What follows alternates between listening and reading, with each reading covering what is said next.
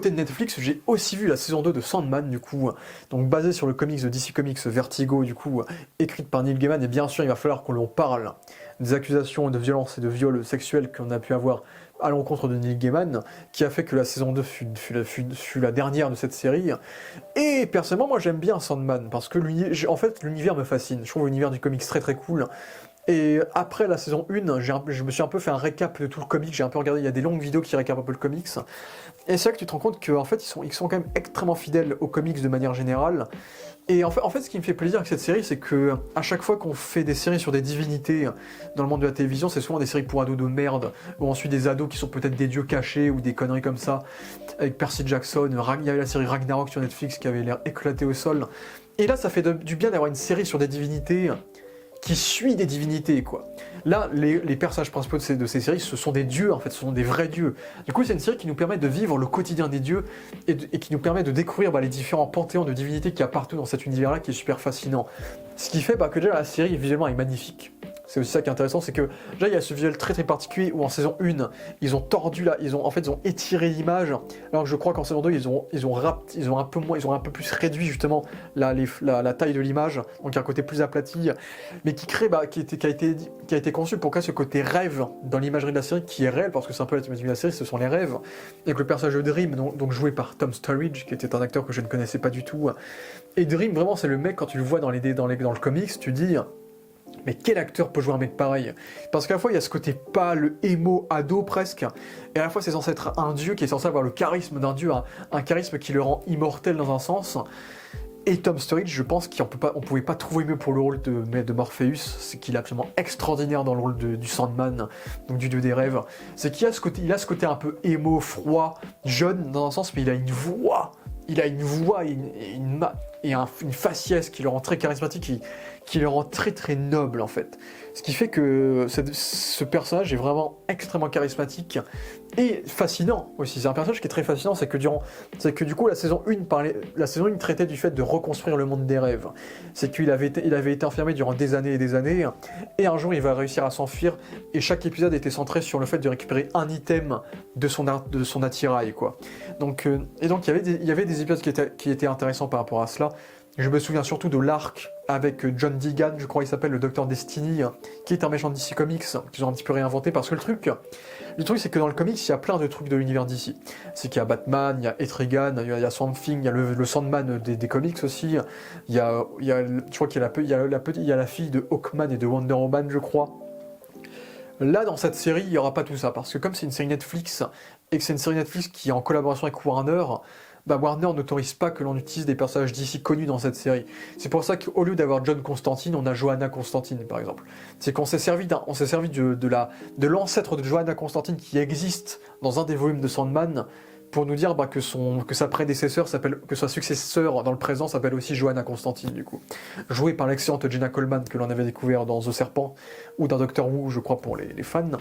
Et oui, il y avait un épisode qui était centré sur elle, qui était très très cool, et je trouve qu'elle fait une très bonne version de Constantine au féminin, mais au point qu'elle interprète son propre personnage. C'est que c'est pas Constantine au féminin, c'est Johanna Constantine. C'est vraiment sa propre version de Constantine, qui fait qu'elle est assez cool et assez mémorable dans ce rôle-là.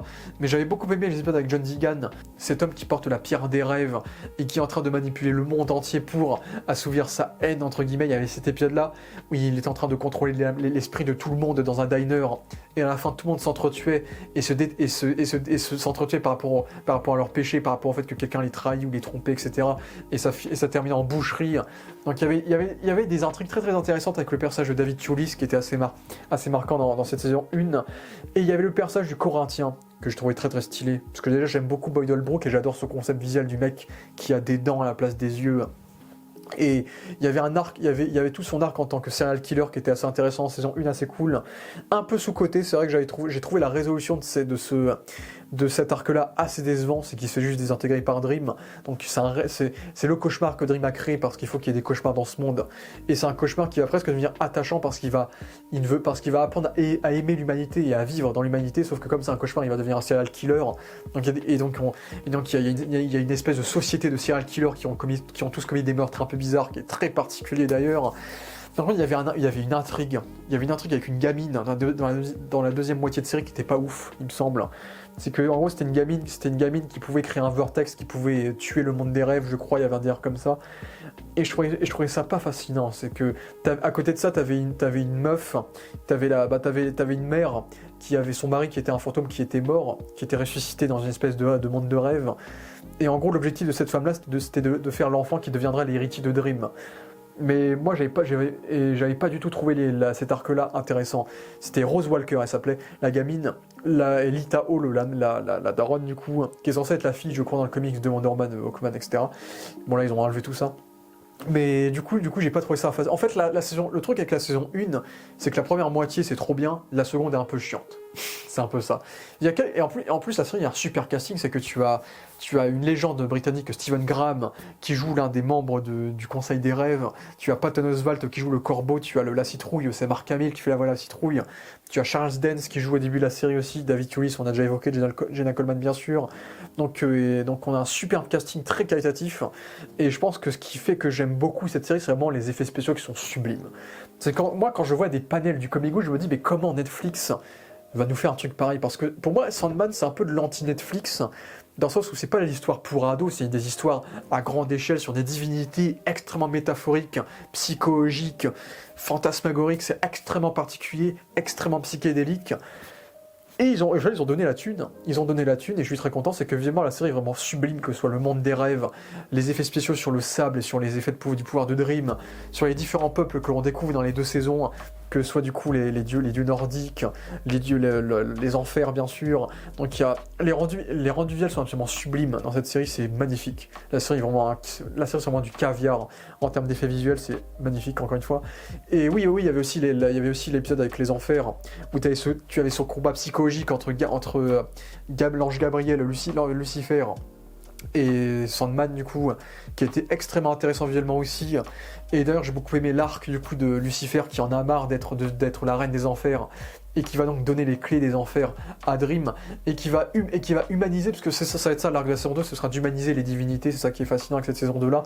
Mais en saison 1, grosso modo, en saison 1, ma déception c'est que la deuxième moitié est moins intéressante. C'est qu'on a un beau casting, visuellement c'est toujours aussi beau, mais l'intrigue avec Rose Walker, il me semblait que je m'étais fait chier.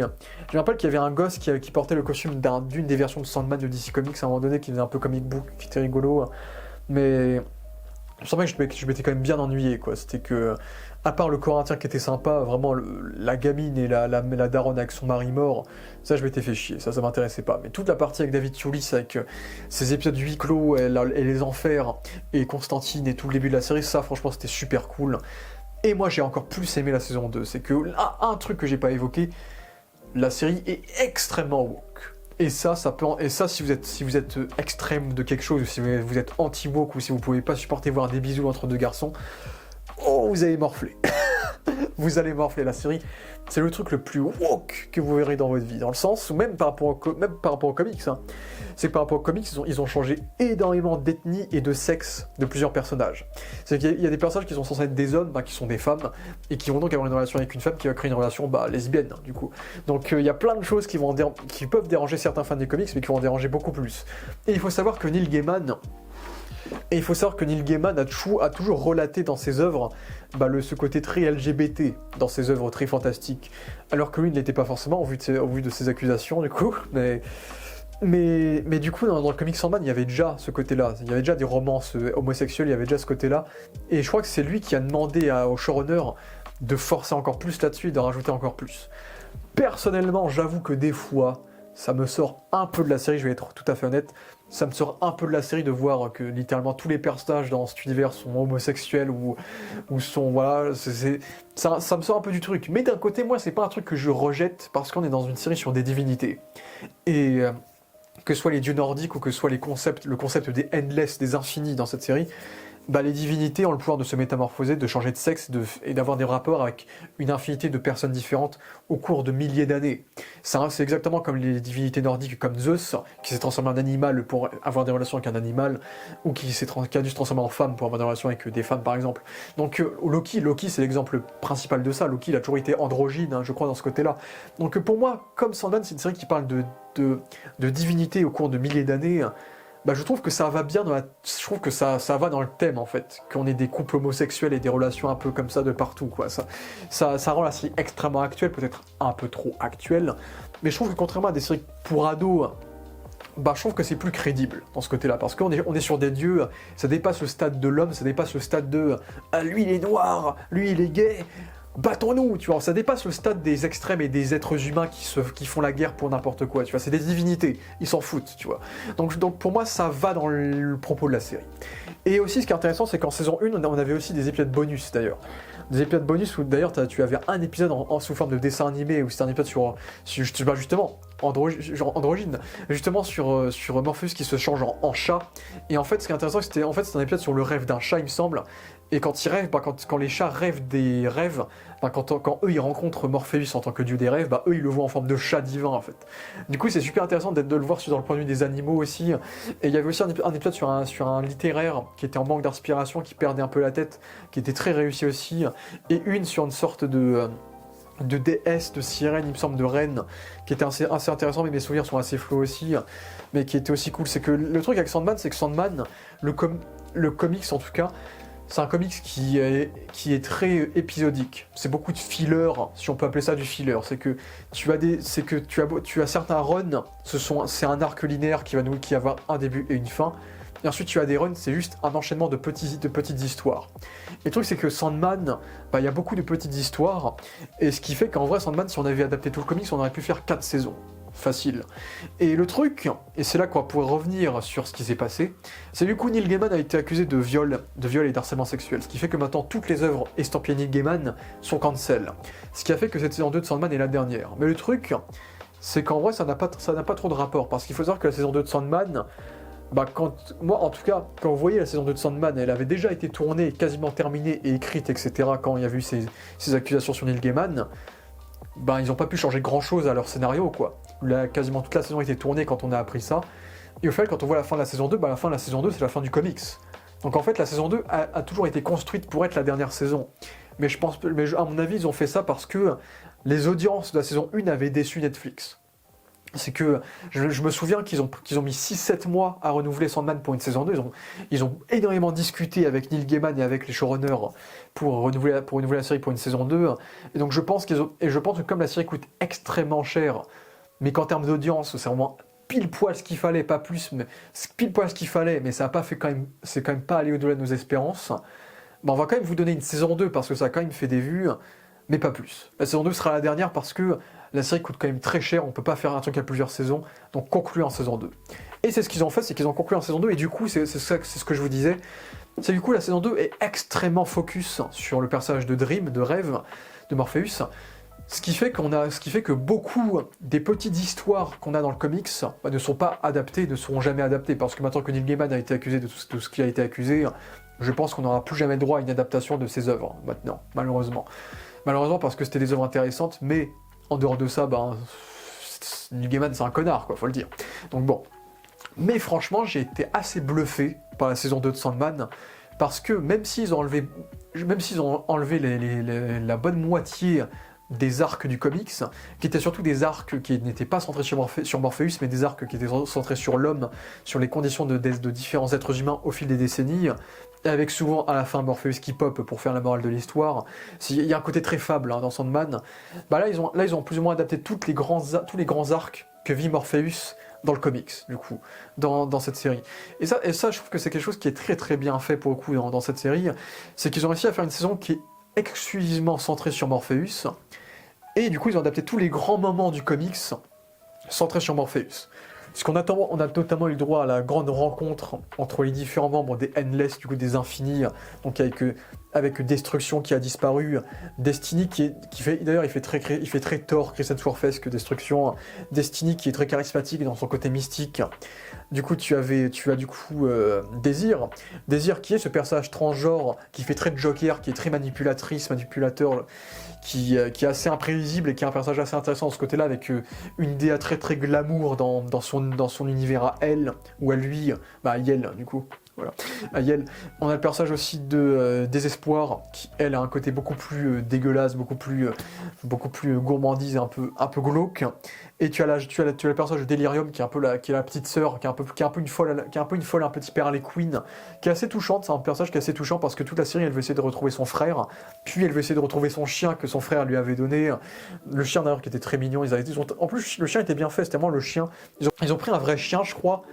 Et je crois qu'ils l'ont mélangé avec une espèce de marionnette pour le faire parler, parce qu'on dirait pas du tout des effets spéciaux quand le chien il parle, mais le chien est mignon.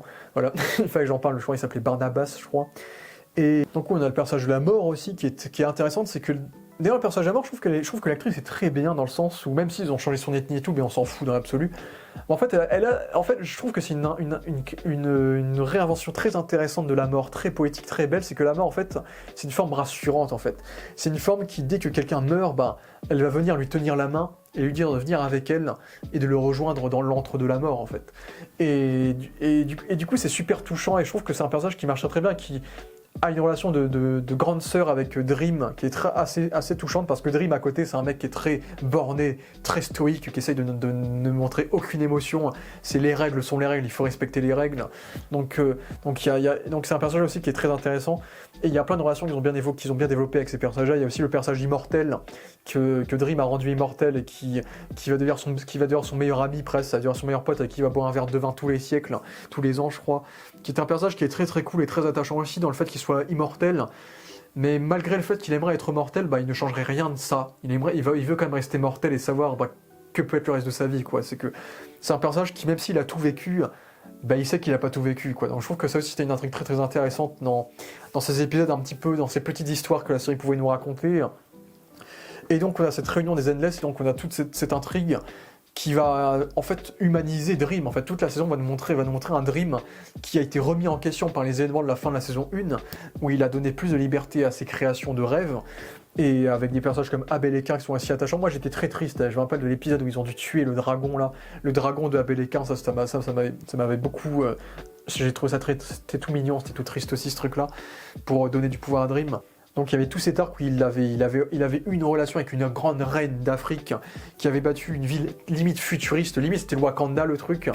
Et Dream lui il tombe pas amoureux n'importe qui, il tombe amoureux de femmes qui sont ambitieuses et qui ont des ambitions qui peuvent dépasser le stade de l'humain, et c'est comme ça qu'il va tomber amoureux d'elle. Et donc tu vas avoir cette relation qui est assez intéressante entre les deux, où il est normalement interdit de tomber amoureux d'un dieu. Ce qui va faire que Dream, du coup, va causer la destruction de l'empire, de la société, de l'utopie de sa femme, et ce qui va faire qu'il va emprisonner sa femme en enfer parce qu'il ne l'aime plus. Et donc tu as toute cette intrigue où il va essayer de se racheter pour sauver sa femme, et donc tu avais toute cette séquence très humaine où écoute, tu as Lucifer qui lui donne des clés et tu montres que Lucifer, à la base Lucifer c'était un ange normal, et Lucifer en a marre d'accueillir les morts, en a marre d'être malveillante. Donc tu as cette intrigue là intéressante. Lucifer qui est censé être le même Lucifer que de la série Lucifer, parce que les deux sont des versions de Lucifer de DC Comics. Donc vous en faites ce que vous voulez de ça.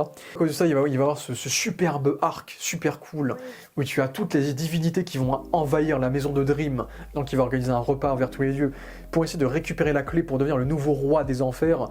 Et ça c'était super cool. En plus, en vrai, en termes d'effets spéciaux, ils ont bien géré. T'avais une espèce de gamine en mode clown, un peu en mode Pennywise.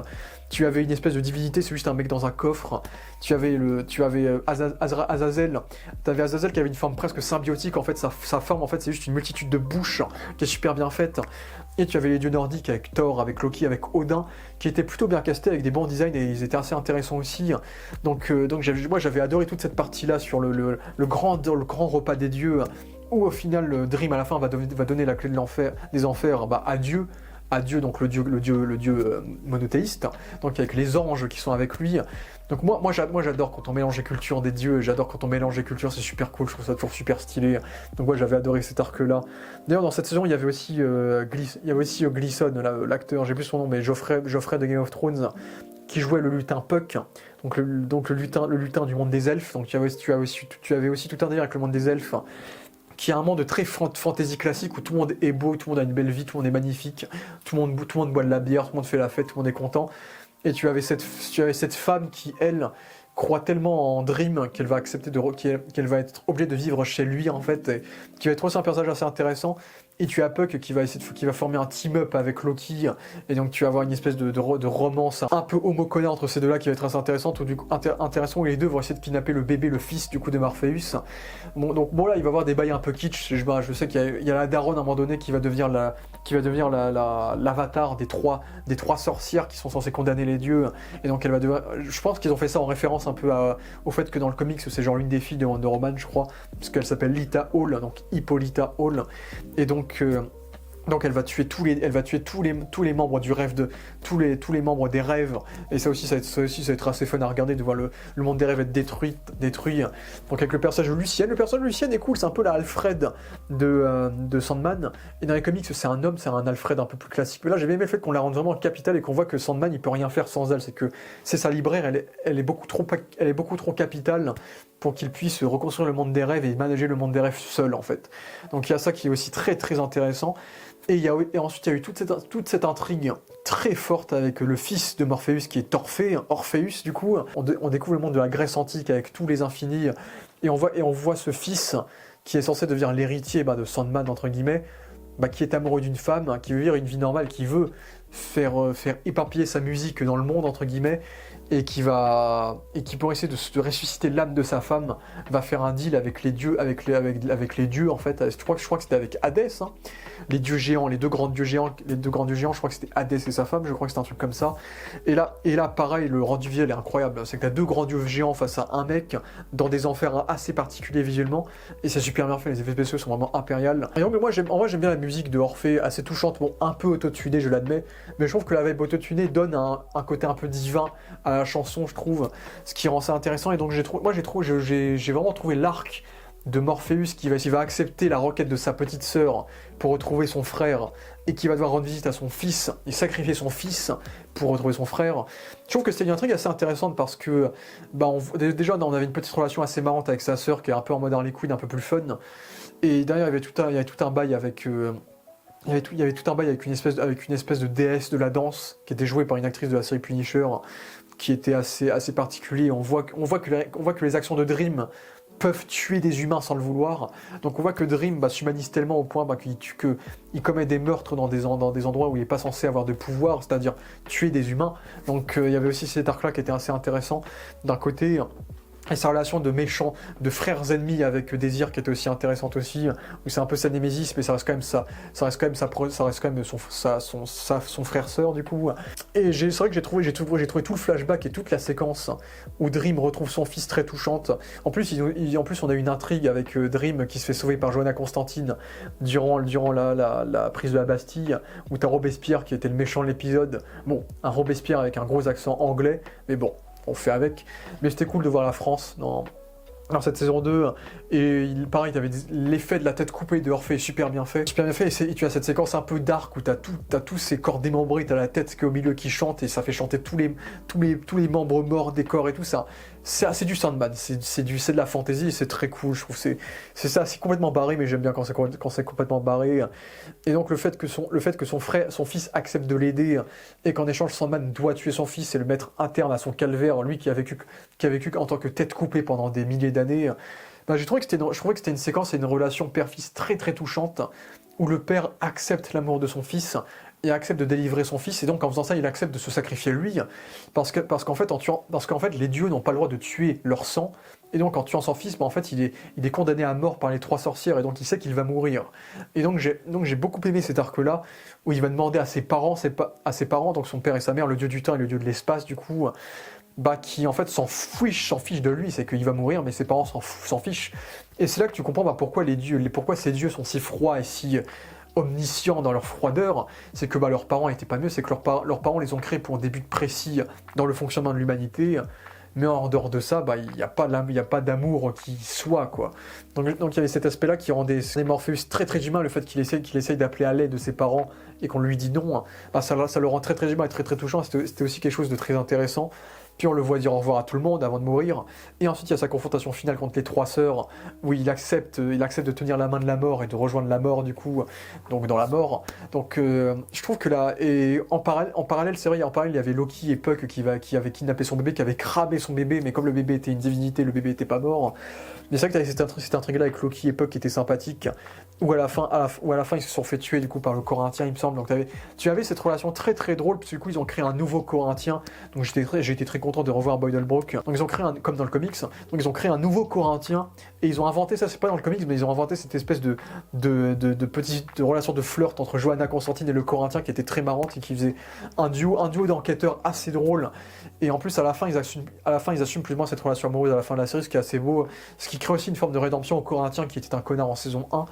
Et donc à la fin il meurt, et donc le dernier épisode du coup c'est l'épisode où du coup le nouveau Morpheus est élu, et donc c'est l'acteur qui joue Vergris dans Game of Thrones qui le joue. Et franchement c'est assez fidèle au comics, hein. C'est pareil, c'est le nouveau Sandman qui est habillé en blanc, qui à la fois a la mémoire de Morpheus mais n'est pas Morpheus. Il est censé devenir meilleur que Morpheus, il est censé être une version améliorée de Morpheus, et les Infinis qui sont avec lui sont censés être ses frères, mais ce ne sont pas vraiment ses frères, parce que lui il a été créé par Morpheus, il n'est pas Morpheus, mais il a les souvenirs de Morpheus. Donc il y a tout un questionnement métaphysique qui est super fascinant sur ce nouveau Sandman. Et puis tu as l'enterrement du Sandman original qui est assez fort avec les interventions de ses différents frères, notamment l'intervention du coup de Désir qui était un peu son pire ennemi, qui la pleure du fait qu'il n'existe plus, avec son frère soit mort, et même le fait que tu aies Destruction qui revient rendre visite au nouveau Sandman pour lui donner des conseils. Et j'ai bien aimé le fait que le frère lui est parti visiter l'espace, donc quitter le monde de la Terre aussi. Donc il y avait des séquences assez belles dans l'épisode final. Et tu avais cette petite séquence où on confrontait les deux Sandman qui était assez cool, où du coup Tom Sturridge jouait le rôle une dernière fois. Et par contre, je suis con, mais j'ai oublié de regarder l'épisode bonus avec la mort, mais j'avoue que je m'en fiche un peu. J'ai pas trop d'intérêt. Parce que pour moi, la série a une belle fin, c'est vrai que cet épisode-là bonus m'intéresse pas trop. Mais malgré tout, en fait, la série a réussi en une seule saison, parce que je crois qu'il y a genre 12 volumes.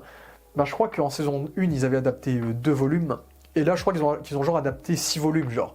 Donc je crois qu'il y a genre que 4 volumes du comics qui n'ont pas adapté. Et ce sont pour les 3/4 des volumes qui ne concernent pas Sandman. Mais toutes les histoires qui concernent Sandman ont été adaptées, c'est-à-dire qu'on a raconté le gros de l'histoire de Sandman. Et en plus, la série, que ce soit visuellement, que ce soit le monde des rêves, avec ces dragons qui surveillent le monde des rêves, ou que ce soit les enfers, comme je l'ai dit encore une fois, et tout l'univers qu'on nous a créé, c'est extrêmement fidèle aux comics, et même s'il y a quelques raccourcis visuels quelquefois bien sûr, la série est tellement magnifique et tellement bien racontée que je pardonne tout ça.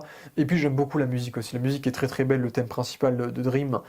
Donc voilà, Sandman, c'est pas une série parfaite, parce qu'il y a quelques personnages qui sont moins charismatiques ou moins bien traités que d'autres. Il y a quelques arcs qui vont un peu trop vite ou quelques arcs qui sont moins intéressantes que d'autres, surtout en saison 1. Et peut-être que oui, il y a le côté un poil progressiste qui est un peu forcé, mais j'avoue que pour cette série ça me dérange moins que pour d'autres.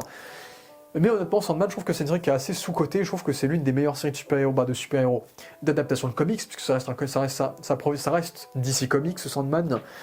C'est une des meilleures adaptations de comic book en télévision qu'on ait eu, je pense. Donc franchement, malgré les accusations que Neil Gaiman a eues, et malgré le fait que Netflix ait voulu arrêter la série, les créateurs ont réussi à nous rassasier et à donner ce que les fans voulaient, une adaptation fidèle de Sandman avec une très belle fin, très fidèle aux comics. Donc voilà pour Sandman.